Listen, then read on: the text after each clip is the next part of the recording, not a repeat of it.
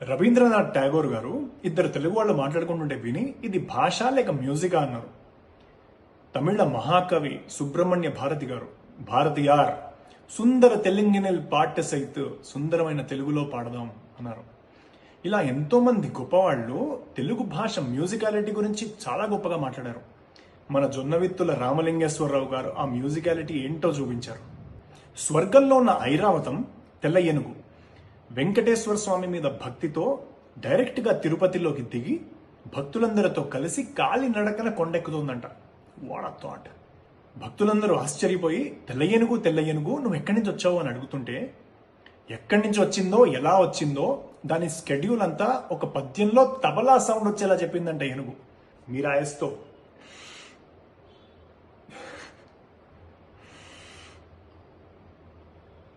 ధరకిట దిగి గిరికట సని మరకత పతక పతికన్న మదిన తిన్నడు జుంతరితక త్వరితక తింతక తిరిగత తిరుపతి ధరికి.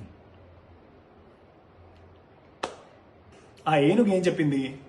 ధరకి ఇట దిగి గిరికి అట జని మరకత పతకప పతికన మరకత పతకం ధరించిన వెంకటపతిని కనగా మదినతి నిడుచున్ మనస్సులో నమస్కారం చేసుకుంటూ తరితగా దర్శన సమయానికి తగినట్టుగా త్వరితగ తింతగా తిరిగత తిరుపతి ధరికిన్.